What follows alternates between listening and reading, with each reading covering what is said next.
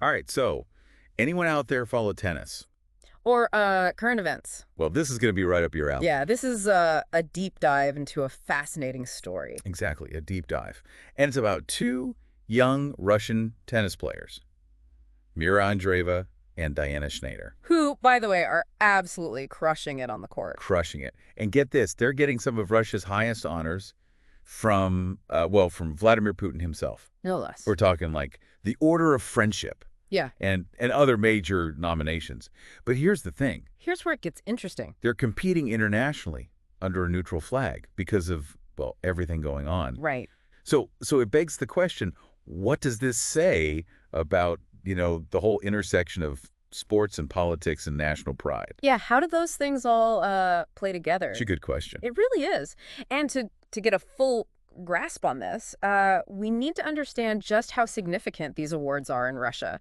Like, take the Order of Friendship, for example. Yeah. That's not something they just hand out to anybody. That's reserved for people who've really made a substantial contribution to the nation's, global image. Wow. It's a big deal. Yeah, no kidding. And it's not like this was just some, casual announcement. Oh, no. This came straight from the president of the Russian Tennis Federation. Adding a whole other, layer of authority to it all. Totally. And, this isn't the first time Russian tennis players have kind of made waves on the world stage. Oh, for sure. Think back to Maria Sharapova. Of course. Dinara Safina. It's dominating. Dominant forces in the sport, Yeah. winning Grand Slams, consistently ranking among the world's best.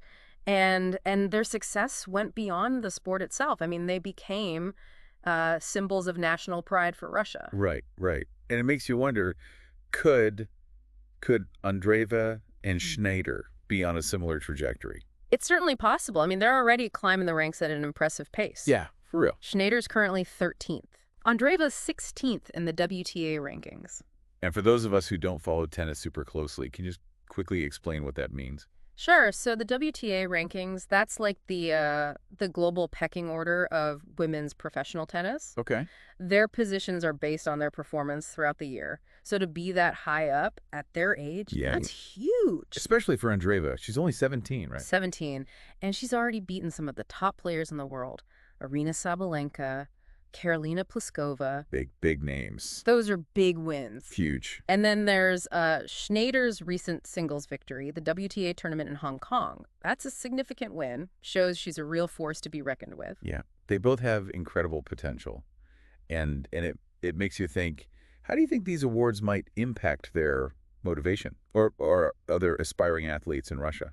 It's an interesting question. I mean, they're receiving these incredible honors from their country while navigating a really complex international landscape. Yeah. It really underscores how Russia uses sports as a form of soft power, projecting an image of national strength and achievement on the world stage by recognizing and celebrating their athletes, even with all the current geopolitical tensions. It's fascinating. It really is. It's such a unique situation. You have these incredibly talented young athletes who are excelling in their sport, but they're also kind of caught in the crosshairs of global politics. Exactly. And it leads to a thought-provoking question. Could these awards signal a shift in how Russian athletes are perceived and treated on the world stage?